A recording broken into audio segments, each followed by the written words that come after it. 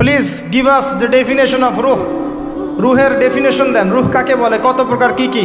আত্মা কাকে বলে, কত প্রকার, কি কি? সায়েন্সের প্যান্ট খারাপ হয়ে যাবে। কথা কি বুঝতে পারছেন? রুহের ডেফিনেশন দিতে পারবে না। জিজ্ঞাসা করবেন স্বপ্ন কাকে বলে, মানুষের স্বপ্ন মাঝে মাঝে সত্য হয় কিভাবে, ব্যাখ্যা দিতে পারবে না। যদি বলেন মানুষ ঘুমায়, ঘুমের একটা পূর্ণাঙ্গ ব্যাখ্যা দেন, দিতে পারবে না। যদি বলেন কবরের আযাবের ব্যাখ্যা দেখ, পারবে না। জিন জাতির ব্যাখ্যা দেখ, পারবে না। মালায়েকার ব্যাখ্যা দেখ, পারবে না। তাদের দৌড় একটা জায়গা পর্যন্ত, সেটা হলো বিগ ব্যাং থেকে মহাবিশ্ব সৃষ্টি হয়েছে। সব কিছু গিয়ে ওখানে শেষ হবে, যে আগে কিছুই ছিল না, হঠাৎ বিস্ফোরণ হয়েছে, বাস পৃথিবী সৃষ্টি হয়ে গেছে। অনেক সিম্পল জিনিসের ব্যাখ্যাই সে দিতে পারেনি। তাহলে আমরা কেমন করে ধরে নিলাম যে সায়েন্স কিছু প্রমাণ করলেই সত্য, না করলে সত্য না? এটা কে বললো আপনাকে? এটা সবচেয়ে বড় শিক্ষাক্ষেত্র শিরক হচ্ছে এখন। কারো যদি জ্ঞানতাত্ত্বিক এপিস্টিমোলজি ঠিক না থাকে, তার পুরো জ্ঞান চর্চায় শিরক হবে। তাই আমি এখানে এই আলোচনা করতে যাচ্ছি না যে এটা সায়েন্টিফিক ব্যাখ্যা ইত্যাদি। আমি জাস্ট ঘটনাটা বলছি, এর পিছনে শিক্ষাগুলো বলবো। বুক চিরে ফেলা হয় এবং কলিজাটা বের করে একটা পাত্র আনা হয় স্বর্ণের, এর মধ্যে ঈমান এবং প্রজ্ঞা ছিল। ঈমান এবং প্রজ্ঞা কি, এর আকার আকৃতি কেমন, আল্লাহ ভালো জানেন। সব কিছু সায়েন্টিফিক হবে না যে কঠিন তরল বায়বীয়। কঠিন তরল বায়বীর বাইরে অনেক কিছু আছে যেটা সায়েন্স জানে না। কথা কি বুঝতে পারছেন? অনেক কিছুই আছে। কঠিন তরল বায়বীর বাইরেও অনেক কিছু আছে যেটা সায়েন্স ব্যাখ্যা করতে পারবে না। ঈমান এবং প্রজ্ঞার এই পাত্রে কলিজাটা ডুবানো হয়, ধুয়ে পরিষ্কার করে আবার আগের জায়গায় ফিট করে দেওয়া হয়। আনাস রাদিয়াল্লাহু আনহু, বিখ্যাত সাহাবী, প্রায় 10 থেকে 12 বছর নবী সাল্লাল্লাহু আলাইহি ওয়াসাল্লামের খেদমত করেছেন। তিনি বলেছেন, আমি আল্লাহ রসুলের বুকের মধ্যে এই যে বুক চিরে ফেলা, সিনা চাক, এই দাগটা আমি দেখেছি। বুকের মধ্যে দাগ ছিল। এরপর নবী সাল্লাল্লাহু আলাইহি ওয়াসাল্লামের সামনে একটা বাহনকে আনা হয়। এই বাহনের নাম হচ্ছে বোরাক। কি নাম? গাধার চেয়ে একটু বড়, খচ্চরের চেয়ে একটু ছোট, এর নাম হচ্ছে বোরাক। এই বোরাকে নবী সাল্লাল্লাহু আলাইহি ওয়াসাল্লামকে উঠতে বলা হয়। তিনি উঠতে গেলে বোরাক একটু পার্ট নিয়েছে, ভাব নিয়েছিল আর কি। ভাব নেওয়া বোঝেন? মাঝে মাঝে আমরা ভাব নেই না? কখনো মেয়েদের বিউটি কন্টেস্ট দেখেছেন? ফ্যাশন শো দেখেন নাই? টিভিতে অ্যাডভার্টাইজ দেখেন নাই? কে দেখে নাই? এটা তো সবাইকেই দেখতে হয়। কার চোখে পড়েনি? মনে হবে যে মানুষকে ভয় দেখাচ্ছে। যে ভাব, বোরাক একটা ভাব নিয়েছিল। তো জিবরাইল আলাইহিস সালাম বোরাককে বলছেন যে শুনো, তোমার পিঠে মুহাম্মদ সাল্লাল্লাহু আলাইহি ওয়াসাল্লামের চেয়ে উত্তম কোনো মানুষ এখনো বসে নাই। আর মুহাম্মদ সাল্লাল্লাহু আলাইহি ওয়াসাল্লামের চেয়ে প্রিয় এবং সম্মানিত মহান কোনো ব্যক্তি আল্লাহর কাছে নাই। অতএব তুমি এত পার্ট নিও না। তখন বোরাক ঘামতে শুরু করে। আমি যে কথাগুলো বলছি এগুলো সহিহ বুখারীর মধ্যে আছে, সহিহ মুসলিমের মধ্যেও আছে এবং অন্যান্য সিরাতের গ্রন্থগুলোর মধ্যে আছে। আমি এক জায়গায় করে কথাটা বলার চেষ্টা করছি। এরপর বোরাক ছুটতে শুরু করে। নবীজি বলছেন, বোরাকের ছোটার গতিটা এমন ছিল যে আমরা আমাদের দৃষ্টি যতদূর পর্যন্ত যায়, সে তার একটা পা অতদূর পর্যন্ত ফেলছে। এখনকার রকেটগুলোর গতি দেখেছেন? এই মহাবিশ্ব যত অভিযান, আমাদের ধারণা যে এই মেরাজের ঘটনাকে কেন্দ্র করেই হয়েছে। এই থিওরিগুলো ওরা পেত না। মহাবিশ্বের এই আকাশ ভেদ করে যাওয়া যায়, এই যে কনসেপ্টটা, এই কনসেপ্টটা কিন্তু নবী সাল্লাল্লাহু আলাইহি ওয়াসাল্লাম মেরাজের আগে কখনো হয়নি। একমাত্র ঘটনা পৃথিবীতে যে পৃথিবীর কোনো মানুষ 7 আকাশের উপরে গিয়েছেন, আল্লাহর সাথে কথা বলে এসেছেন। সুবহানাল্লাহ। এমনকি কোনো নবীর ক্ষেত্রেও এটা হয়নি, কোনো নবীর ক্ষেত্রেও নয়। সেখানে গিয়ে দেখলেন মসজিদের মধ্যে একজন ব্যক্তি সালাত আদায় করছেন। দেহের গড়নটা একটু লম্বা এবং চুলগুলো কোকড়ানো, কানের লতি পর্যন্ত, রুগ্ন একটু। তাকে বলা হচ্ছে ইনি হচ্ছেন মুসা আলাইহিস সালাম, সালাত পড়ছেন। এখন কিভাবে সালাত পড়ছেন, জীবিত না মৃত নাকি বারজাখে, আমরা ব্যাখ্যা করতে পারবো না। যা তিনি দেখেছেন তাই বলেছেন, আমরা বিশ্বাস করেছি। সামি'না ওয়া আতা'না। যেমনটা আবু বকর সিদ্দিককে বলা হয়েছে রাদিয়াল্লাহু আনহু, আপনি কি মেরাজের ঘটনা বিশ্বাস করেন? আপনি কি মেরাজের ঘটনা বিশ্বাস করেন? আল্লাহ রাসূল সাল্লাল্লাহু আলাইহি ওয়াসাল্লাম এক রাতের মধ্যে বাইতুল মাকদিস গিয়েছেন, সেখান থেকে আরশে আজিম, আবার ফিরে এসেছেন, অজুর পানি গড়িয়ে পড়ছে। আবু বকর সিদ্দিক তিনি বলছেন, এর চাইতেও বড় কথা তো আমি বিশ্বাস করি, সেটা হলো আসমান থেকে কোরআন তার উপর নাজিল হচ্ছে প্রতিনিয়তই। যে আল্লাহ তার উপর কোরআন নাজিল করতে পারেন, তাকে আসমানে নিয়েও যেতে পারেন, এটা অবিশ্বাস করার কি আছে? এরপর থেকে তার নাম হয় কি? সিদ্দিক। তো আমরা ওই দিকে যাওয়ার চেষ্টা করি। নবীজি বলেছেন, ব্যাস সত্য। এবং এখানে ঢোকার আগে একটা পাথরের মধ্যে এই বোরাকটাকে বেঁধে রাখা হয়। আরেকজন ব্যক্তিকে দেখেছেন যার গরন ফর্সা এবং লালচে, এই দুইটা কালারকে মিক্স করলে যেমন গায়ের রং হবে এমন, এবং চুলগুলো হচ্ছে অনেক সোজা, সিল্কি। সিল্কি শব্দটা আমি বুঝলাম, চুলগুলো অনেক সোজা, এটা আমার কথা। স্বচ্ছ ঝকঝকে চুল। তো গায়ের গরনটা খুব বেশি লম্বাও না, খুব বেশি খাটোও না। নবীজিকে বলা হচ্ছে ইনি হচ্ছেন ঈসা ইবনে মারইয়াম। নবী সাল্লাল্লাহু আলাইহি ওয়াসাল্লাম আরেকজনকে দেখলেন যার গরনটা হুবাহু নবী সাল্লাল্লাহু আলাইহি ওয়াসাল্লামের মতোই। এবার তাকে বলা হলো ইনি হচ্ছেন আদি পিতা ইব্রাহিম আলাইহিস সালাম। ইব্রাহিম আলাইহিস সালামের সাথে আমাদের নবী সাল্লাল্লাহু আলাইহি ওয়াসাল্লামের পুরো ফিজিক্যালিও মিল ছিল, এবং জীবনের যে গতি এখানেও মিল ছিল। হয়তো বা এই কারণেই আমরা দরুদ ইব্রাহিমে অন্য নবীর নাম না নিয়ে ইব্রাহিম আলাইহিস সালামের নামটা নিচ্ছি। আল্লাহু আলাম, আল্লাহ ভালো জানেন। যখন নবীর নাম আসবে সবাই কমসে কম সাল্লাল্লাহু আলাইহি ওয়াসাল্লামটুকু বলবেন মনে মনে। এবার সেখানে নবী সাল্লাল্লাহু আলাইহি ওয়াসাল্লাম সমস্ত নবীদেরকে নিয়ে 2 রাকাত সালাত পড়লেন।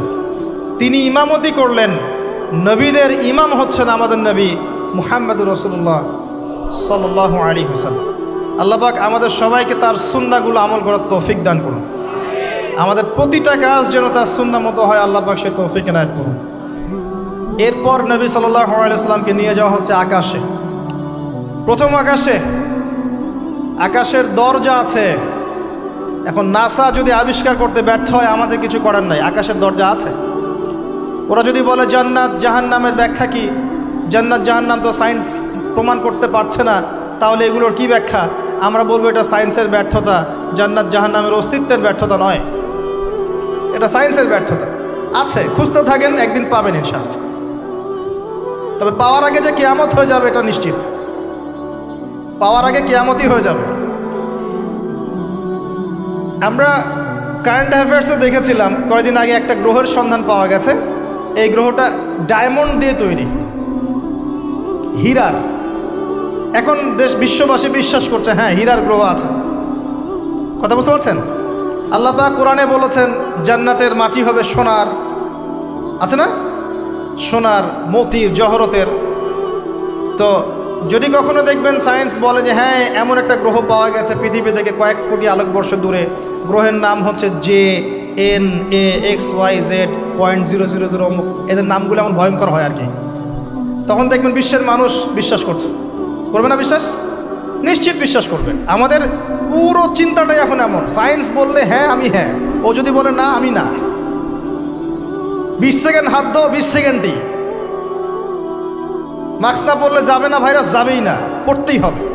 3 ফিট দূরে দাঁড়াও, 4 ফিট দূরে দাঁড়াও, ও যা বলবে তাই। এটা শিরক। মসজিদের মধ্যে আমরা বানরের মতো নামাজ পড়ছি, জাস্ট লাইক ডঙ্কিস, 4 ফিট দূরে দূরে এক একজন। সুবহানাল্লাহ, মাঝখানে কি শয়তানের জন্য? বাকি সবখানে এক জায়গায় একত্রিত হওয়া যাচ্ছে। মসজিদে গেলে 1000টা রেস্ট্রিকশন, কি সমস্যা? সমস্যা কোথায়? চেহারা ঢেকে নামাজ হয় মসজিদে? বড় বড় ওলামায়ে কেরামদের কাছে ফতোয়া নেন। একটা বিশ্বাস, একটা ভয়, একটা আতঙ্ক। আর কিছু কিছু মিডিয়ার কাজ হচ্ছে মানুষকে আতঙ্কিত করা। আজকে কয়টা মরল, আজকে কয়টা আক্রান্ত হলো, আজকে কয়টা কী হলো। মানুষের সাইকোলজিক্যালি এমন, মানে মাইন্ডসেটটা তৈরি করা হচ্ছে এমন যে ভয়, আতঙ্ক। কেন ভাই, মরবেন না কখনো? সতর্ক থাকার নাম কি এরকম করা?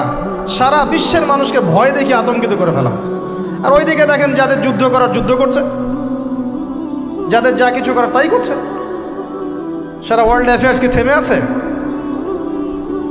মানুষের দৃষ্টিভঙ্গিকে একদিকে ফোকাস করিয়ে দেয়। আমরা বলছি না যে ভাইরাসের অস্তিত্ব নাই, কিন্তু আল্লাহর চেয়ে বেশি ভয় তাকে করতে হবে কেন? বিগত 1 বছরে যতগুলো মানুষের সাথে আমি মোসাফা করেছি, এতদিন আমার কবরে থাকার কথা ছিল, যদি সায়েন্স সত্য হয়। কথা কি বুঝতে পারছেন না? এখন আপনি আমাকে ব্যাখ্যা দেন যে আমার কেন হয় নাই, ব্যাখ্যা দেন। কি ব্যাখ্যা দিবেন আপনি আমাকে? প্রতিটা দিন ইভেন এই মাহফিলের সিজনে প্রতিটা দিন মিনিমাম 100-200 মানুষের সাথে আমি মোসাফা করেছি, এবং সবাই এটা সাক্ষী। একটা দিন আমার জ্বর আসে নাই, এর কি ব্যাখ্যা দিবেন? সায়েন্স যদি এটাই বলে যে মোসাফা করলেই ভাইরাস হবে, মোসাফা করলেই ভাইরাস হবে, তাহলে আমার হইল না কেন? এর ব্যাখ্যা দেন। কোনো ব্যাখ্যা নাই। এরপরেও আল্লাহ বিশ্বাস করবে না, এরপরেও আল্লাহ বিশ্বাস করবে না। জামজাম কূপ, জামজাম কূপের পানির ব্যাখ্যা দেন, কিভাবে এত পানি চলছে, শেষ হচ্ছে না কেন? আমাদের চিন্তা ভাবনা চেঞ্জ করেন। ও যা বলবে তার 100% সত্যি হতে হবে এমন নয় বিষয়টা। এর উপরে আল্লাহ পাকের জ্ঞান আছে, আল্লাহর হুকুম চলে, আল্লাহর হুকুমই সব কিছু। এর বাইরে মানুষ প্রোটেকশন নিবে, সুস্থ থাকবে, সে তার মেডিকেল রুটিনগুলো ঠিকঠাক মতো চলবে, ঠিক আছে, কিন্তু এত বেশি কেন মাথায় নিতে হবে যে আল্লাহকেই মানুষ ভুলে যাচ্ছে? সব কিছুর ঊর্ধ্বে মনে হয় যে বস্তুবাদিতে আল্লাহ অনেক পরের। আল্লাহ ব্যাপারটা কেন এমন কেন হলো?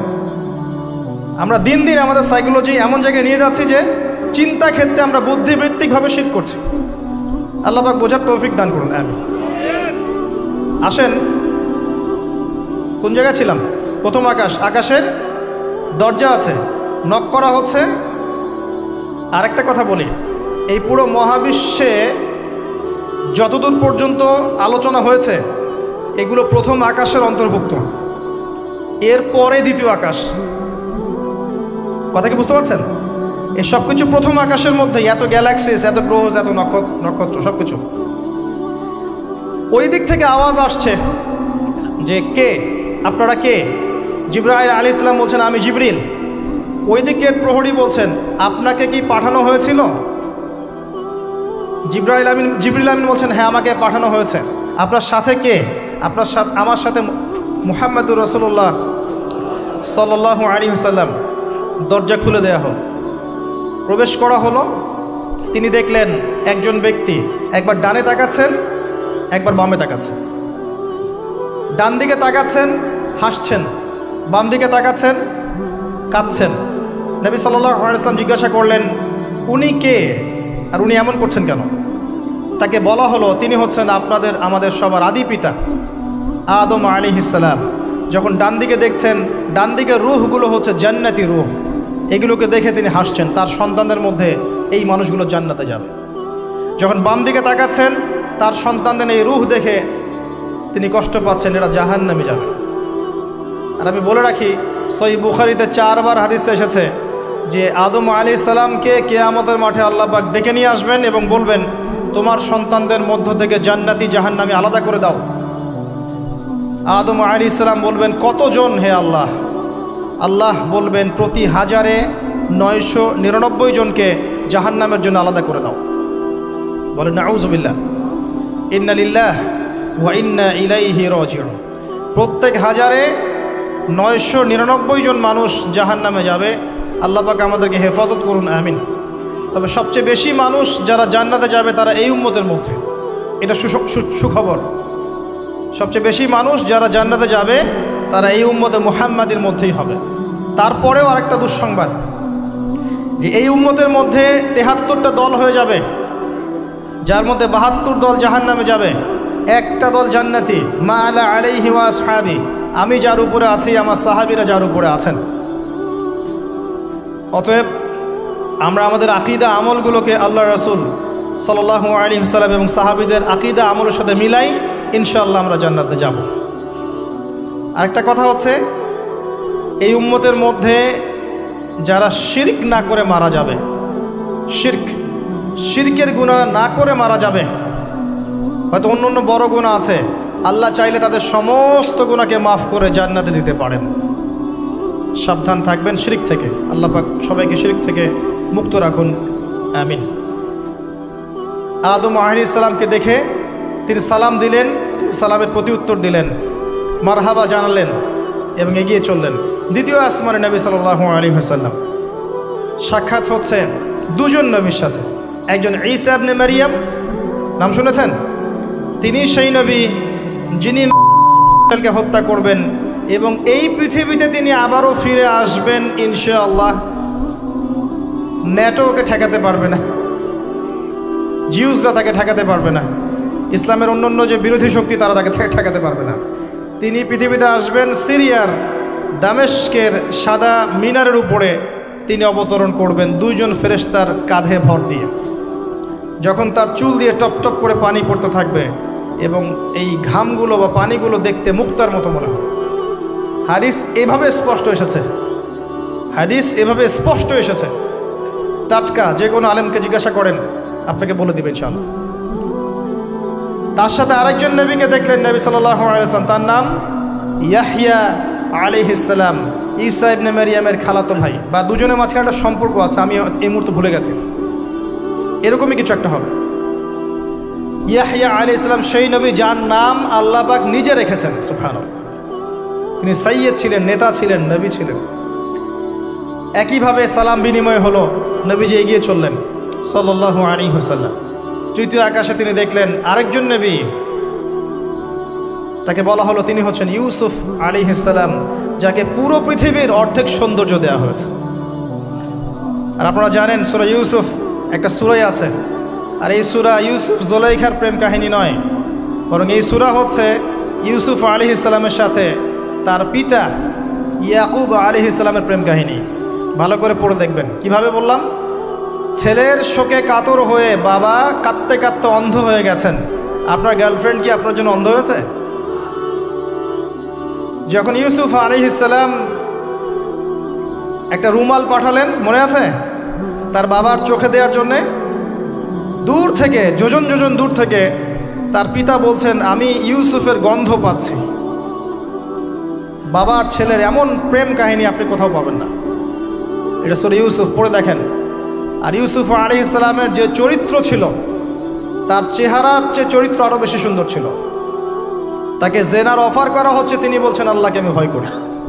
আর যুবকদেরকে আমরা বলতে চাই যে যদি আপনি জেনা থেকে দূরে থাকতে পারেন, যদি শুধু জেনা থেকে দূরে থাকতে পারেন, আল্লাহ পাক আপনার যে কোনো দোয়া কবুল করবে ইনশাআল্লাহ। নিশ্চিত মৌতের হাত থেকে আল্লাহ আপনাকে বাঁচাতে পারেন যদি আপনি জেনা ছাড়তে পারেন। জেনা মানে শুধু ফিজিক্যাল রিলেশন নয়, জেনা মানে রাতের বেলা জেগে কথা বলাও, অনলাইনে চ্যাটিং করাও, আপনার বান্ধবীর সাথে কফি খাওয়াও, সব কিছুই জেনার অন্তর্ভুক্ত। এগুলো ছাড়তে পারলে আল্লাহ পাক আপনার দোয়া কবুল করবেন। ওইভাবে যে তিনজন ব্যক্তি গুহায় আটকা পড়েছিল, মনে আছে? গুহার মুখের মধ্যে একটা পাথর এসে গেল, সবাই বলছে আজকে আর বাঁচার বুদ্ধি নাই, নিজের আমল দিয়ে আল্লাহর কাছে বাঁচতে চাও। তার মধ্যে একজন বলছে আল্লাহ আমার চাচাতো বোন ছিল, তাকে পেতে চাইতাম। সে রাজি হয়ে গিয়েছিল 100 স্বর্ণ মুদ্রার বিনিময় করতে তার রানের মাঝখানে। সে ওই সময় বলেছে তুমি আল্লাহকে ভয় করো, আমি মুদ্রাও দিয়ে দিয়েছি, ওখান থেকে আমি জেনা না করে চলে আসছি। আল্লাহ এই কাজ যদি তোমার পছন্দ হয়ে থাকে, আজকে এই মৃত্যুর হাত থেকে আমাকে বাঁচাও। ওই পাথর সরে গেল। এটা দলিল দিলাম, জেনা ছাড়তে পারলে আপনার দোয়া, যে কোনো দোয়া আল্লাহ কবুল করবেন ইনশাআল্লাহ। শুধু তাই নয়, আরশে আজিম আল্লাহ পাকের সবচেয়ে বড় সৃষ্টি, এর নিচে আল্লাহ পাক 7 শ্রেণীর মানুষকে ছায়া দিবেন। তার মধ্যে এক শ্রেণী হচ্ছে সেই যুবক যাকে কোনো সুন্দরী নারী আহ্বান করেছে খারাপ কাজ করার জন্যে, উচ্চ বংশের, সে বলেছে আমি আল্লাহকে ভয় করি। পারবেন ইউসুফের মতো হতে? আল্লাহ পাক তৌফিক ইনায়াত করুন, আমিন। আপনি জেনা থেকে দূরে থাকেন, আল্লাহ পাক আপনার ঘরে খাদিজা রাদিয়াল্লাহু আনহার মতো মেয়ে দিবে ইনশাআল্লাহ। আপনি 10টা ঘাটের পানি খেয়ে আসবেন, দেখবেন এমন বউ আল্লাহ কপালে জুটাইছে, সে মাশাআল্লাহ 20 ঘাটের পানি খাওয়া। হ্যাঁ, কিফাউন কিরাম, আল্লাহ পাক একদম দুনিয়াতে ইকুয়ালি ডিল করেন। আল্লাহ পাক আপনাদের প্রত্যেকের পারিবারিক জীবনটা সুখী করুন, দোয়া করি আমিন। ইউসুফ আলাইহিস সালাম তারপরে এগিয়ে চললেন, আর প্রত্যেক আকাশেই মারহাবা মুসাফা হচ্ছে এবং সালাম হচ্ছে। চতুর্থ আকাশে নবী সাল্লাল্লাহু আলাইহি ওয়াসাল্লাম দেখছেন ইদ্রিস আলাইহিস সালাম। ইদ্রিস আলাইহিস সালামের কথা সূরা মারিয়ামের মধ্যেও আছে, পড়ে দেখবেন। সালাম বিনিময় হলো, নবীজি এগিয়ে চললেন। পঞ্চম আকাশে তিনি দেখছেন হারুন আলাইহিস সালাম। কার ভাই? মুসা আলাইহিস সালামের ভাই। তিনি কিন্তু মুসা আলাইহিস সালামের সাথে ফেরাউনের সামনে গিয়ে দাওয়াত দিয়েছেন, মনে আছে? আরেকটা কথা বলি, কোরআনে দাড়ির দলিল আছে? দাড়ি বলবে নাই। কোরআনে কোথায় দাড়ির দলিল আছে বলেন তো দেখি, কে বলতে পারবেন? কঠিন প্রশ্ন। 500 টাকা পুরস্কার দেবো আমার পক্ষ থেকে, জান। যদিও 500 কোনো টাকাই না, টাকার মান দিন দিন কমছে। কোন সূরায় দাড়ির কথা আছে কে বলতে পারবেন? আলেম ওলামা বাদ, তারা তো পারবেন। আমরা সিভিলিয়ানদের জিজ্ঞাসা করছি, সাধারণ জনগণ। কে পারবেন বলেন? কোন সূরায় দাড়ির কথা আছে? দাড়ি কোরআনে একটা জায়গায় দাড়ির কথা আছে, কে বলতে পারবেন? দেখছেন, আল কোরআনের আলো ঘরে ঘরে যা আলো, তাই না? স্লোগান দিয়ে কাজ হবে না ভাই, প্রত্যেক ঘরে ঘরে কোরআনওয়ালা মানুষ তৈরি করতে হবে, তারপরে আলো অটোমেটিক ঘরে ঘরে জ্বলবে ইনশাআল্লাহ। আচ্ছা যাক, আমার টাকা বেঁচে গেল। সূরা তহায় আছে। কোথায় আছে? সূরা তহার মধ্যে আছে। একটা জায়গায় দাড়ির কথা আছে, সেটা হচ্ছে হারুন আলাইহিস সালামের দাড়ি। কার দাড়ি? হারুন আলাইহিস সালামের দাড়ি।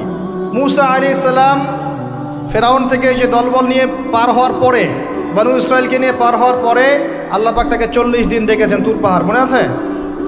তুর পাহাড়ে তিনি গেছেন। এই ফাঁকে বনু ইসরায়েল শিরক করা শুরু করেছে, এই যে বাছুর পূজা শুরু করেছে, মনে আছে? পড়েন নাই কখনো? বাছুর পূজা শুরু করেছে।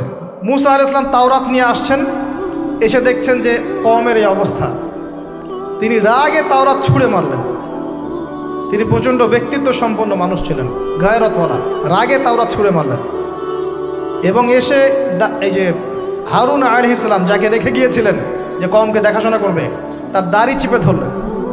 তুমি থাকতে এরা এই অবস্থায় গেল কিভাবে? এক হাতে দাড়ি, এক হাতে চুল, চেপে ধর। তুমি থাকতে এই অবস্থা হইল কিভাবে?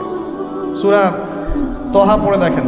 তখন হারুন আলাইহিস সালাম বলছেন যে হে আমার ভাই, আমার দাড়ি আর চুল ধরো না, এই একটা জায়গায় আছে। তার মানে দাড়ি পাওয়া যাচ্ছে কোরআনে। কিছু মানুষ তো এখন বলে কোরআন মানি, হাদিস মানি না, তাই না? ওই অজুহাত দিয়ে এখন দাড়ি রাখে না, বলে কোরআনে তো দাড়ির কথা নাই, রাখবো কেন? সুবহানাল্লাহ। আপনারাও কি এটা বিশ্বাস করেন যে আমরা শুধু কোরআন মানবো, হাদিস মানবো না? স্পষ্ট কুফরি, স্পষ্ট কুফরি। কোরআন এবং হাদিস একসাথে মিলেই শরিয়া। শুধু কোরআন মানি, হাদিস মানি না, এটা বলতে গিয়ে সে বোঝাচ্ছে সে আসলে কোরআনও মানে না।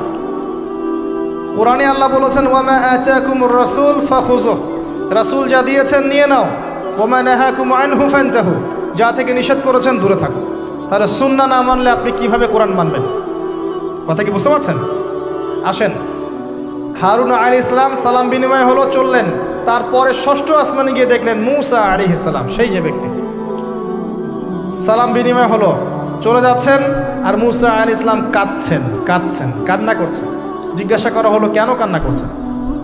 তিনি বললেন আমার পরে একজন যুবক নবী হবে যার উম্মত আমার চেয়ে বেশি জান্নাতে যাবে, এটা চিন্তা করে আমি কান্না করছি।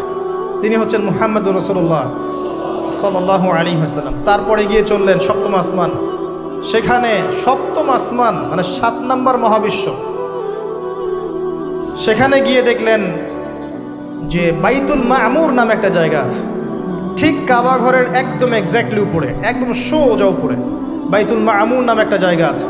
এটা হচ্ছে ফেরেশতাদের ইবাদতের জায়গা, তারা সেখানে তাওয়াফ করেন।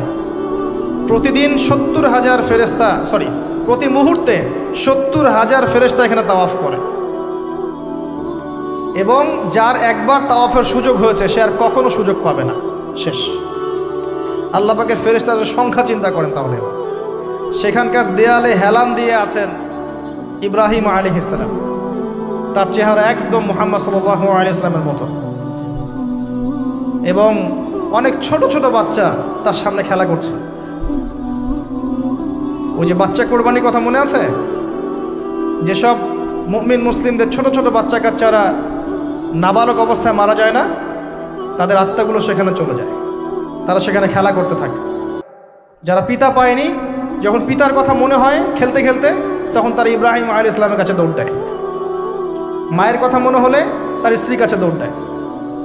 আমাদের যাদের সন্তান 2-1 মারা গেছে, এটা আমাদের পরকালে অ্যাসেট, পরকালের সম্পত্তি। কিয়ামতের মাঠে ওই ছেলে ওই মেয়ে আপনার হাত ধরবে, আঙ্গুল ধরে ফেলবে, ফেলে বলবে আল্লাহ আমার বাবাকে মাফ করে দাও, না হলে আমি জান্নাতে যাব না। তাই বেশি বেশি বাচ্চা কাচ্চা নিতে হয় সামর্থ্য অনুযায়ী, আর সামর্থ্য আল্লাহ দিবেন। যখন আপনি 4টা-5টা এরকম করে বাচ্চা কাচ্চা নিবেন, 2-1টা বাচ্চা মারা যেতে পারে, এগুলো আপনার পরকালের সম্পত্তি। এখন তো আমাদের জেনারেশনকে রেস্ট্রিক্টেড করার জন্যে 2টো সন্তানের বেশি নয়, 1টি হলে ভালো হয়।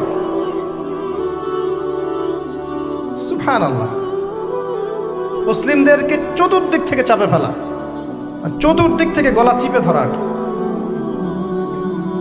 জনশক্তিতে রূপান্তরিত হলে কোনো সমস্যা আছে? চাইনিজদের জনসংখ্যা কত? কত? চায়নার জনসংখ্যা কত? ম্যাক্সিমাম জনগণকে তারা জনশক্তিতে রূপান্তরিত করেছে। এই আপনার পশ্চিমারায় ন্যাটো ম্যাটো যত কিছু আছে, চায়নার এগেনস্টে কথা বলুক দেখি কত বড় সাহস। সারা বিশ্বকে নিয়ন্ত্রণ করে ফেলছে ওরা এখন। কই তারা তো আর তারা যখন দেখেছে যে আমাদের আর প্রয়োজন নাই, তখন তারা একটা লস দিয়েছে ওদের কান্ট্রিতে। এটা মুসলিমদের জন্য প্রযোজ্য নয়। যাই হোক, সন্তান সন্ততি ওখানে গিয়ে মারা গেলে আপনার অ্যাসেট। এরপরে আসেন যারা ইচ্ছা করে সন্তান হত্যা করছে, গর্ভের সন্তান যখন জানছে যে এটা মেয়ে, তখন তাকে ফেলে দিচ্ছে। আবার অবৈধ সন্তান যারা অ্যাবর্শন করে নষ্ট করছে, এই যে হত্যাগুলো, এই প্রাণগুলোকে আল্লাহ পাক কিয়ামতের মাঠে জীবন্ত করবেন এবং তাদেরকে দেখিয়ে ওই ব্যক্তিদেরকে চার্জ করা হবে যে কি অপরাধে তাকে হত্যা করা হয়েছে। সতর্ক হয়ে যান। আল্লাহ পাক এটাও বলেছেন, দারিদ্র্যের ভয়ে সন্তানকে হত্যা করো না, রিজিক আল্লাহ দিবেন ইনশাআল্লাহ। এই সমুদ্রের কোটি কোটি মাছকে আল্লাহ পাক খাওয়াতে পারলে আপনাকে আমাকেও খাওয়াতে পারবে ইনশাআল্লাহ, যদি না আমরা আমাদের রিজিকটা সংকুচিত করে ফেলি। মানুষের রিজিক কেড়ে খাচ্ছে সুদের মধ্য দিয়ে। মানুষের রিজিক কেড়ে খাচ্ছে সুদের মধ্য দিয়ে, অন্য কোনো বিষয় নাই, সুদ, রিবা। আসেন, সপ্তম আসমানে এই অবস্থা। এরপরে নবী সাল্লাল্লাহু আলাইহি সাল্লামকে আরও সামনে নিয়ে যাওয়া হলো। এই জায়গার নাম সিদরাতুল মুনতাহা। কি নাম? সর্বশেষ জায়গা, যেখানে জিবরাইল আলাইহিস সালামও এর উপরে আর যেতে পারেন না। যদিও বা জিবরাইল আলাইহিস সালাম ফেরেশতাদের সর্দার, তিনিও যেতে পারেন না। তারপরে আরেকটা জগৎ আছে, ওই জগৎ থেকে আদেশ এই সিদরাতুল মুনতাহা পর্যন্ত আসে, এখান থেকে কালেক্ট করে নিচে নামানো হয়। আবার এখান থেকে কোনো আদেশ বা কোনো আদেশ না, এখান থেকে কোনো ফলাফল মুনতাহা পর্যন্ত নিয়ে যাওয়া হয়, সেখান থেকে উপরে তুলে নেওয়া হয়। ওটা একটা বর্ডার, কথা বুঝতে পারছেন? এটা একটা বর্ডার, নো ম্যানস ল্যান্ড। এই জায়গায় গিয়ে জিবরাইল আলাইহিস সালাম নিজের আকৃতিতে আসলেন। 600টা পাখা। কতগুলো পাখা? 600 পাখা। নবী সাল্লাল্লাহু আলাইহি সাল্লাম একটু বিব্রত বোধ করছিলেন, তিনি আবার আগের রূপে ফিরে আসলেন। এই জায়গায় বাহন চেঞ্জ করা হলো। এখানে নবী সাল্লাল্লাহু আলাইহি সাল্লাম বলেছেন, আমি সিদরাতুল মুনতাহায় এমন কিছু রং দেখেছি, এত অপরূপ সৌন্দর্য দেখেছি, যেটা কোনো মানুষের পক্ষে ভাষায় প্রকাশ করা সম্ভব না। এটা শেষ সীমানা, এবং এটা একটা বড়াই গাছের মতো দেখতে। সরি, বড়ই গাছ, বড়াই গাছ না, আসলে বড়ই গাছের, কুল গাছের মতো দেখতে। এরপর আরেকটা বাহন আনা হলো, এটা বাহন চেঞ্জ করা হলো। এবার তিনি আরও ঊর্ধ্বে উঠে যাচ্ছেন, উঠছেন। একটা পর্যায়ে ওই জগতে যে ফেরেশতারা আছেন, যারা আল্লাহ পাকের আদেশ লিখছেন, ওই আদেশগুলো লিখার যে কলমের খসখস শব্দ, এটা নবীজি শুনতে পারলেন। নূরের পর্দার কাছাকাছি তাকে নিয়ে যাওয়া হলো, একদম আল্লাহ পাকের কাছাকাছি, আরো সে আজিমের কাছাকাছি। এখানে আল্লাহ রাব্বুল আলামিন সরাসরি তার সাথে কথা বললেন, যা ওহী করার তা করলেন, এবং স্পেশালি 3টা গিফট বা হাদিয়া দিলেন। কয়টা? 1 নাম্বার 50 ওয়াক্ত নামাজ। কত ওয়াক্ত? 2 নাম্বার সূরা বাকারার শেষের 3 আয়াত, সূরা বাকারার শেষের 3 আয়াত। আর 3 নাম্বার হচ্ছে একটা ঘোষণা, হে নবী মুহাম্মদ সাল্লাল্লাহু আলাইহি ওয়াসাল্লাম, তোমার উম্মতের কোনো ব্যক্তি যদি আমার সাথে শিরক না করে মারা যায়, আমি তাকে জান্নাতে দিয়ে দিব। আজকে এই মেরাজুন নবী নিয়ে অনেক আলোচনা হবে, কিন্তু আলোচনা হওয়ার পরে আমরা যদি এই নামাজের পাবন না হতে পারি, সূরা বাকারার শিক্ষা নিতে না পারি, বা শেষের আয়াত মুখস্থ করতে না পারি, শিরক ছাড়তে না পারি, আদতে আলোচনার কোনো ফায়দা নেই। কথা বুঝতে পারছেন? এখানকার 3টা মৌলিক হাদিয়া তিনি নিয়ে আসছেন। এবার নিচে নামছেন, ওই যে 6ষ্ঠ আসমানে অপেক্ষা করছেন কে? মুসা আলাইহিস সালাম। কোথায় যাচ্ছেন? এই কি হলো আল্লাহর সাথে কথাবার্তা? এই হয়েছে। কি দিয়েছে আপনাকে? 50 ওয়াক্ত নামাজ। বলেন কি 50 ওয়াক্ত নামাজ? আমার উম্মতে 2 ওয়াক্ত নামাজ ছিল, পড়তে পারে নাই। পারবেন আপনার উম্মত? আপনি ফিরে যান, নামাজ কমিয়ে নিয়ে আসেন। লজ্জাবোধ করলেন নবী সাল্লাল্লাহু আলাইহি ওয়াসাল্লাম, তাও ফিরে গেলেন। 50 থেকে 45, 45 থেকে 40, 40 থেকে 35, করতে করতে করতে করতে 5। এবারও মুসা আলাইহিস সালাম বলছেন ফিরে যান, পারবেন আপনার উম্মত? মুসা আলাইহিস সালাম কত দূরদর্শী ছিলেন দেখেন। পারে উম্মত? ম্যাক্সিমামই তো পারে না। কথা ঠিক আছে না? ম্যাক্সিমাম উম্মতই কিন্তু পারছে না 5 ওয়াক্ত নামাজ পড়তে। তো মুসা আলাইহিস সালামের দূরদর্শিতা ঠিকই ছিল, পারবেন আপনার উম্মত? তিনি লজ্জাবোধ করলেন। আল্লাহ পাক বললেন, তোমার উম্মতের জন্য 5 ওয়াক্তই ফিক্স করলাম, কিন্তু যদি 5 ওয়াক্ত তারা ঠিকঠাক মতো আদায় করে 50-এর নেকি দিয়ে দিব ইনশাআল্লাহ। এবং আরেকটা ঘোষণা দিলেন, সেটা হচ্ছে যে তোমার উম্মতের যে কোনো ভালো কাজকে 10 দিয়ে গুণ করে দেয়া হবে। একটা নেকির কাজ করবেন, 10 গুণ বৃদ্ধি করা হবে, কিন্তু একটা গুনাহ করলে 10 দিয়ে গুণ করা হবে না, একই থেকে যাবে। এবং আপনার উম্মতের কোনো ব্যক্তি যদি কবিরা গুনাহ ছেড়ে দেয়, কবিরা গুনাহ তো বোঝেন, বড় বড় গুনাহ ছেড়ে দেয়, তার সমস্ত সগীরা গুনাহ মাফ করে দেওয়া হবে। আর কি চাই? এবার নবী সাল্লাল্লাহু আলাইহি ওয়াসাল্লাম ফিরে আসছেন। এবার শোনেন আমাদের শিক্ষা। ফিরে আসছেন, আসার আগে তাকে জান্নাত জাহান্নাম দেখানো হয়েছে। নবী সাল্লাল্লাহু আলাইহি ওয়াসাল্লাম যে বিষয়গুলো দেখেছেন, এর মধ্যে যেগুলো হাদিসে এসেছে আমি খুব সংক্ষিপ্ত আকারে বলছি, এবং এখান থেকে আমরা শিক্ষা নেবেন। মনে রাখবেন, এখন যেগুলো বলছে এগুলো এই উম্মতের জন্য খাস, আমাদের উম্মতে মুহাম্মাদের জন্য খাস। তিনি আসছেন, বারজাখের জগতি হোক আর জাহান্নামের শাস্তি হোক। একজন ফেরেশতাকে দেখলেন, তার মুখে হাসি নাই। কি নাই?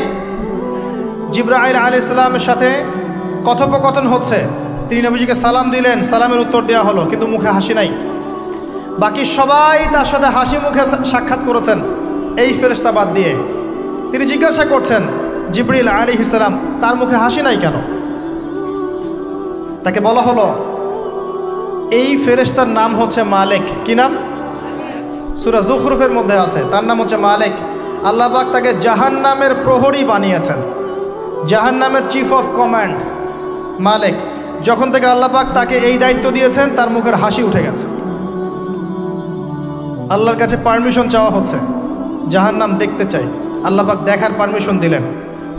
নবী সাল্লাল্লাহু আলাইহি ওয়াসাল্লাম দেখে বললেন, সেখানকার বেশিরভাগ অধিবাসী হচ্ছে নারী জাতি, এবং তিনি বললেন জাহান্নামে যাবে উদ্ধত এবং অহংকারীরা। জান্নাত দেখতে চাই, দেখানো হলো। জান্নাতের ডিটেলস বর্ণনা নবীজি দিলেন ফিরে এসে। এমনকি উমর রাদিয়াল্লাহু আনহুর একটা রুম, একটা কক্ষ, একটা গোরফাও দেখে এসেছেন। ঢুকতে চেয়েছেন, ঢোকেন নাই। পরে বলেছেন, ওমর, আমি তোমার ব্যক্তিত্বের কথা চিন্তা করে সেখানে ঢুকিনি, দেখেছি জান্নাতে তোমার ঘর আছে। একটা আওয়াজ শুনেছেন, মিষ্টি কণ্ঠস্বর। কিসের কণ্ঠস্বর? মিষ্টি কণ্ঠস্বর। তাকে বলা হচ্ছে, এই কণ্ঠস্বর হচ্ছে বেলাল রাদিয়াল্লাহু আনহুর আজানের কণ্ঠস্বর। খরম, খরম জুতা আছে না, খরম, এর খটখট আওয়াজ শুনেছেন। নবীজি জিজ্ঞাসা করছেন, কার? বলা হচ্ছে এটা বেলাল রাদিয়াল্লাহু আনহুর। বেলাল রাদিয়াল্লাহু আনহুকে বলা হলো, আপনি কি এমন আমল করেন? হে বেলাল, তুমি কি এমন আমল করো যার কারণে এই মর্তবা হচ্ছে? যখনই জান্নাতে যাই আমাকে দেখানো হয়, দেখি তুমি তোমার পায়ের পদধ্বনি সামনে সামনে আছে। তখন বললেন, ইয়া রাসূলুল্লাহ, আমি তো আসলে এক্সট্রাঅর্ডিনারি কোনো আমল করি না, কিন্তু আপনারা যা করেন তাই করি। কিন্তু যখনই আমি ওযু করি, আমার ওযু ছুটে গেলে আমি ওযু করি, আর ওযু করেই আমি 2 রাকাত নফল সালাত পড়ি, তাহিয়াতুল ওযু, এতটুকু কাজ করি। নবীজি বলেন, এটাই সেই কাজ যার কারণে তোমাকে জান্নাতের এই মর্তবা দেওয়া হয়েছে। নবীজি আসছেন, দেখানো হচ্ছে, এবার শোনেন, দেখানো হচ্ছে একদল মানুষ যাদের আঙ্গুলগুলো লম্বা লম্বা, তামার লম্বা নখর, নখর বোঝেন? নখর, গাল এভাবে হ্যাঁচড়াচ্ছে, নিজের গাল নিজে হাসড়াচ্ছে এবং নিজের দেহ থেকে গোশত তুলে ফেলছে, ভক্ষণ করছে। নবীজি জিজ্ঞাসা করলেন সাল্লাল্লাহু আলাইহি সাল্লাম, এরা কারা? কি কারণে এদের শাস্তি হচ্ছে? তাকে বলা হলো, এরা আপনার উম্মতের সেই সব ব্যক্তি যারা সবসময় গীবত আর সমালোচনায় ব্যস্ত থাকে। শিক্ষা নিয়ে নেন, আমার মনে হয় না আমার কিছু বলার প্রয়োজন আছে। এরা আপনার উম্মতের সেই সব ব্যক্তি যারা আপোষে গীবত, অপবাদ এবং সমালোচনায় ব্যস্ত থাকতো। তার মানে এই উম্মতের একটা বড় সমস্যা হবে গীবত। এটা কিন্তু দেখে এসেছেন নবীজি, ফিউচার, তাই না? এটা বারজাখের শাস্তি চলছে, এটা অন্য একটা জগৎ যেটাকে আপনি এখানকার সময় স্থানকাল দিয়ে ব্যাখ্যা করতে পারবেন না। এটা টাইম ট্রাভেলিংয়ের মতো। নবীজি আসছেন সাল্লাল্লাহু আলাইহি ওয়াসাল্লাম, দেখছেন, listen to me very carefully. এবার নবীজি দেখছেন এক শ্রেণীর মানুষ, পেট এইরকম ফোলা, অট্টালিকার মতো পেট ফোলা, আর ভিতরে সাপ কিলবিল করছে, এবং এদেরকে রক্তের নদীতে ফেলে মাথাটা ফাটিয়ে দেওয়া হচ্ছে। নবী জিজ্ঞাসা করলেন সাল্লাল্লাহু আলাইহি ওয়াসাল্লাম, এরা কারা? মর্মান্তিক শাস্তি দেওয়া হচ্ছে, এরা কারা? এরকম শাস্তি দেয়া হচ্ছে, আপনি দেখলে আপনার কেমন লাগবে? নবীজিকে বলা হচ্ছে সাল্লাল্লাহু আলাইহি ওয়াসাল্লাম, এরা আপনার উম্মতের এই সব ব্যক্তি যারা ছিল সুদখোর, রিবাখোর। মানে এই উম্মতের অন্যতম বড় সমস্যা হবে রিবা, যেটা আমি বলেছি, প্রতিটা সেক্টরে রিবা। সবচেয়ে নিম্ন পাপ নিজের মায়ের সাথে জেনা করা, সবচেয়ে উচ্চ পাপ আল্লাহ এবং তার রাসূলের সাথে যুদ্ধ করা, এটা হলো সুদ। এবং এর বাস্তবতা হচ্ছে এই, ধনী দিন দিন ধনী হবে, গরিব দিন দিন গরিব হবে, এটা বাস্তবতা। রক্ত চুষে খাওয়া হয়, এই কারণে রক্তের নদীতে ফেলা হয়েছে। এবং সাপ খেয়েছে তারা, সাপ খেয়ে পেট ফুলিয়ে ফেলেছে। আমার মনে হয় না ব্যাখ্যা করার প্রয়োজন আছে। আর একটা হাদিস আগেই বলেছি, যে দেয়, যে নেয়, যে সাক্ষী থাকে, যে লিখে রাখে, সবাইকে সমানভাবে লায়নত করেছেন নবী সাল্লাল্লাহু আলাইহি ওয়াসাল্লাম। নবীর লায়নত নিয়ে হাউজে কাউসারের পানি কোশ্চিন গেল পাবেন না, কবরের উত্তর দিতে পারবেন না। এমনকি এই নবী সাল্লাল্লাহু আলাইহি ওয়াসাল্লামের সুপারিশ আপনার কপালে নাও জুটতে পারে, সতর্ক হয়ে যান। না খেয়ে থাকেন, সুদ খায়েন না। না খেতে খেতে না খেয়ে মারা যান, তাও সুদ খায়েন। আর যদি আপনি আল্লাহর জন্য ছাড়তে পারেন, আল্লাহর জন্য ছেড়ে দেন, আল্লাহ পাক আপনাকে বেহিসাব রিজিক দেবে ইনশাআল্লাহ। যাররা পরিমাণ সন্দেহ করবেন না যে আল্লাহ কি দিবেন না দিবেন না, আল্লাহ পাক অবশ্যই দিবেন ইনশাআল্লাহ। ওয়া মান ইয়াতাওয়াক্কাল আলাল্লাহ ফাহুয়া হাসবুহ, যে আল্লাহর উপর তাওয়াক্কুল করে আল্লাহ পাক একাই তার জন্য যথেষ্ট। আল্লাহ পাক যথেষ্ট। ইয়ারযুকু মান ইয়াশা বিগাইরি হিসাব, আল্লাহ পাক বেহিসাব রিজিক দেন যাকে চান। মিন হাইসু লা ইয়াহতাসিব, এমন উৎস থেকে রিজিক দিবেন যে সে কল্পনা করে নাই। ছেড়ে দেন। কিন্তু বিশ্বের শুরু থেকে নিচ পর্যন্ত রিবা দিয়ে ভর্তি। একটা ছোট্ট গ্রামে যাবেন, দেখবেন একাধিক সুদী এনজিও কাজ করছে। এখন মা বোনরাও খুব বেশি সুদ খায়, ব্যাংকের মধ্য দিয়ে, সমিতির মধ্য দিয়ে, এইটা ওইটা ছল চাতুরি ঘুরিয়ে ফিরে কতভাবে যে খাওয়া হয় আল্লাহ ভালো জানেন। আল্লাহ পাক আমাদেরকে এই মহামারী থেকে হেফাজত করুন। সবচেয়ে বড় মহামারী চলছে বিশ্বে, এই ইকোনমিক মহামারী, রিবা কেন্দ্রিক মহামারী, এটা মুসলিমের ইমান আমল সব ধ্বংস করে দিয়েছে। আসেন, তিনি আসছেন, দেখলেন এক শ্রেণীর মানুষ আগুন, বড় বড় আগুনের দলা, এগুলো মুখে ঢুকাচ্ছে, পিছনের রাস্তা দিয়ে বের হয়ে যাচ্ছে। নাউযুবিল্লাহ পড়ি আমরা। জিজ্ঞেস করা হচ্ছে কারা এরা, মর্মান্তিক শাস্তি হচ্ছে। নবী সাল্লাল্লাহু আলাইহি ওয়াসাল্লামকে বলা হলো, এরা আপনার উম্মতের সেই সব ব্যক্তি, listen to me very carefully, এরা আপনার উম্মতের সেই সব ব্যক্তি যারা ইয়েতিমদের মাল আত্মসাৎ করে খেত। আমার ব্যাখ্যা করার কোনো প্রয়োজন নাই, আপনারা সবাই শিক্ষিত মানুষ। ইতিমের মাল আত্মসাৎ করলে যদি এই শাস্তি হয়, জনগণের মাল আত্মসাৎ করলে কি হতে পারে চিন্তা করে দেখ। কি হতে পারে? এটা মানুষের হক, আল্লাহর কাছে ক্ষমা পাওয়া যাবে না, মানুষকে দিতে হবে। আরও এগিয়ে আসলেন, তিনি দেখছেন, এবার বলতে গিয়ে আমার বুক কাঁপছে। দেখলেন এক শ্রেণীর মানুষ, জিব্বাগুলোকে টানা হচ্ছে, আগুনের কেচি দিয়ে কেটে দেওয়া হচ্ছে, আবার জিহ্বা জোড়ো লাগছে, আবার কেটে দেওয়া হচ্ছে, চলতে আছে অনবরত, কন্টিনিউয়াসলি। আল্লাহর কাছে কায়মনো বাক্যে দোয়া করি, এ সময় দোয়া কবুল হয়। আল্লাহ পাক যেন দোয়া আমাদের কবুল করেন, আল্লাহ পাক যেন আমাকে এবং আপনাদেরকে এদের অন্তর্ভুক্ত না করেন। জিজ্ঞেস করা হলো এরা কারা? নবী সাল্লাল্লাহু আলাইহি ওয়াসাল্লামকে বলা হচ্ছে এরা আপনার উম্মতের সেই সব ব্যক্তি যারা ছিল বক্তা, ওয়াইজ, যারা অনেক বক্তব্য করত, নিজে আমল করত না। আর এই মহামারী আমাদের মধ্যে ছড়িয়ে পড়েছে, কোনো সন্দেহ নাই। যদি না পড়তো তাহলে আমাদের কথায় মানুষের জীবন পরিবর্তিত হতো। খুব কম দেখা যায় যে আমাদের কথাগুলো আপনাদের কলবে তাসির হচ্ছে। তাসির তখন হবে যখন আমার মধ্যে আমলটা থাকবে। আর এখন তো আমরা ওয়াজ মাহফিলে প্যান্ডেলকে বানিয়েছি পলিটিক্যাল প্যান্ডেল, কোনো কোনো ক্ষেত্রে বানিয়েছি ভোট চাওয়ার প্যান্ডেল, কোনো ক্ষেত্রে বানিয়েছি যে জিকিরের নামে যাবতীয় বেদাতি কারবার হবে, গানের মতো ডিজে জিকির হয়, ডিজে জিকির। মানে কি যে হয়, যে আসবে তারও কত কাহিনী, আবার বিগ বিগ বাজেট, এইসব না মিললে আবার বক্তব্য হবে না। তারপর দেখা যাবে 1 ঘন্টা কথার মধ্যে গাল গল্প কেচ্চা কাহিনী 50 মিনিট, আর বাকি 10 মিনিট একে অপরের সমালোচনা, কি শেষ, ওয়াজ মাহফিল মাশাআল্লাহ শেষ। খুব কম ওয়াজ মাহফিল আছে জনগণকে বলবেন কি শিখলেন আজকে ওয়াজে, বলবে হ্যাঁ সুন্দর সুর করে কিছু কথা বলেছে, কি শিখেছে, আমার কি বললাম ঠিক বুঝতে পারলাম না। Out of content, out of topic, কোনো কনস্ট্রাকটিভ কথাবার্তা নাই। তো এছাড়াও জানা অনুযায়ী আমল না থাকলে এই অবস্থা হবে। আল্লাহ পাক আমাদেরকে হেফাজত করুন, আল্লাহ পাক আমাকে এবং আপনাদের সবাইকে হেফাজত করুন, আমিন। আরও এগিয়ে আসলেন, দেখা গেল এক শ্রেণীর মানুষ, যুবকরা খুব ভালো করে শোনেন এবং বিবাহিতরাও শোনেন। সামনে রাখা আছে ভালো গোশত, বাম দিকে রাখা আছে পচা গোশত, গন্ধ বের হচ্ছে।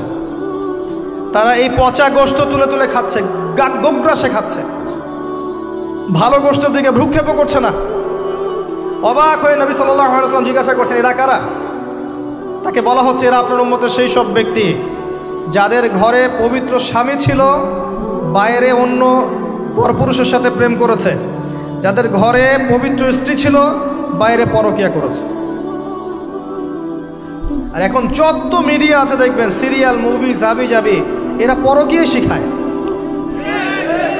জেনা এবং পরকিয়া শিখায়। খেয়াল করে দেখবেন, একটা ছেলে মেয়ের অবাধ মেলামেশা, হারাম মেলামেশাকে এমনভাবে উপস্থাপন করা হয় মনে হয় এটা একটা পবিত্র ইবাদত মনে হয়, এবং বোঝানো হয় যে প্রেম তো পবিত্র, পবিত্র প্রেমে কি সমস্যা? আরে প্রেম পবিত্র তখন যখন আমি আমার স্ত্রীর সাথে প্রেম করব।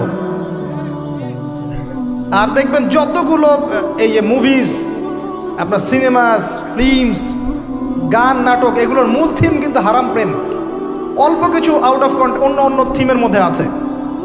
দেশ নিয়ে কতগুলো মুভি হয়েছে, কতগুলো নাটক হয়, ইসলাম নিয়ে কতগুলো হয়, শ্রদ্ধা ভক্তি এগুলো নিয়ে কতগুলো হয় দেখবেন। আর এই যে অন্য কান্ট্রির যে সংস্কৃতিগুলো ঢুকেছে, এইগুলোর মূল থিম দেখবেন পরকিয়া করাচ্ছে, পরকিয়া শেখায়, বেহায়াপনা শেখায়, কীভাবে শাশুড়ির সাথে ঝগড়া করতে হবে, কীভাবে বউ রেখে আরেকটা প্রেম করতে হবে, বউকে কেমন করে ব্লাফ দেওয়া যায়, এদিকে স্বামীরে ব্লাফ কেমন করে দেওয়া যায়, এগুলোই শেখায়। এবং অনেক ক্ষেত্রে দেখা যায় তাদের দেশের মানুষ এগুলোর প্রতিবাদ করছে, আর আমাদের মা বোনরা এগুলো দিব্যি দেখছে, ডেইলি রুটিন, যে 3-4 ঘন্টা এগুলো দেখতেই হবে। বাঘের সামন থেকে আপনি হাড্ডি গোশত নিয়ে আসতে পারবেন, এইসব মেয়েদের হাত থেকে রিমোট নিতে পারবেন না। এরপরেও দেখবেন আপনি আবার নগ্ন ফিল্ম, পর্নোগ্রাফি আছে না, এগুলো আবার ফ্রি অ্যাক্সেস, আপনি চাইলে ইন্টারনেটে ঢুকবেন, দেখতে পারবেন।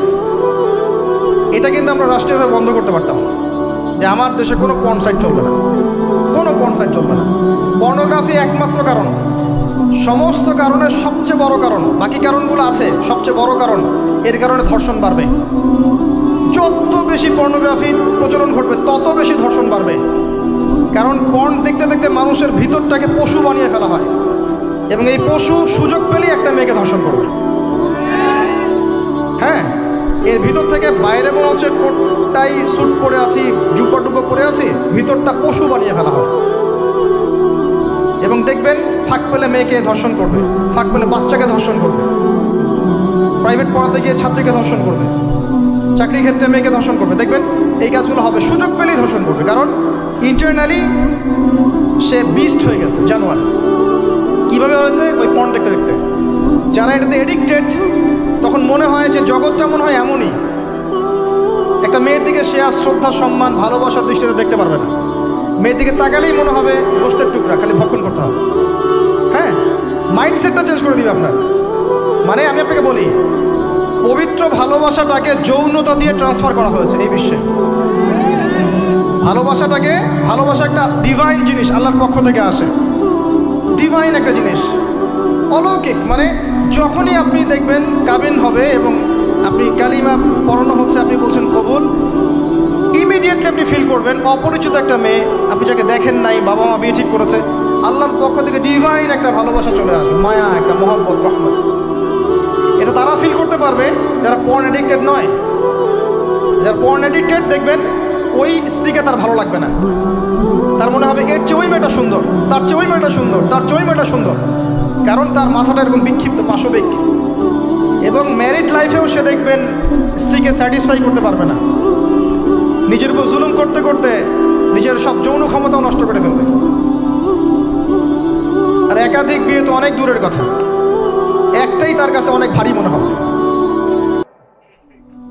পরে এসব ট্রিটমেন্ট করে কোনো লাভ হবে না। আল্লাহর দেওয়া সম্পদ নষ্ট করলে ট্রিটমেন্ট দিয়ে আসলে কোনো কাজ হয় না। তো আমি যেটা বলতে চাচ্ছিলাম, এই পর্নোগ্রাফি দিয়েই ধর্ষণ বাড়ছে। এটাকে বন্ধ না করতে পারলে আপনি পারবেন না। এর উপরেও আছে আবার ফাঁকফোকর, আইনের ফাঁকফোকর। ধর্ষক সবার বিচার হবে, এটা মেনে নিয়ে দুষ্কর। এখন অনেকেই বেরিয়ে যায়, অনেকেই ফাঁকফোকর পেয়ে যায়। সব মিলিয়ে এতে করে সামাজিক কাঠামো নষ্ট হচ্ছে। এর উপর ফ্রি মিক্সিং আছে, অবাধ মেলামেশা আছে, আমরা উস্কাচ্ছি এগুলোকে, কাছে আসার গল্প। আস্তে আস্তে দেখবেন কাঠামোটা আরও কলাপস করে যাবে দিন দিন। এর ফলে কি হবে আমি বলে দিই, শোনেন, আমার উপর রাগ করে না। দিন দিন কি হবে আমি এটাও বলে দিচ্ছি। যত ডে যাবে দেখবেন এর চেয়ে বেশি সমকামিতা বাড়বে। এগুলোর ফলাফল, এর খিজির আলাইহিস সালামের মতো চোখ দিয়ে দেখেন, এরগুলোর ফলাফল পরে আসবে এমন একটা সময় যে মেয়েদেরকে ধর্ষণ, এর সাথে সমকামিতা। কারণ মানুষ মেয়েদের উপর থেকে দেখবেন আগ্রহ কমে যাবে।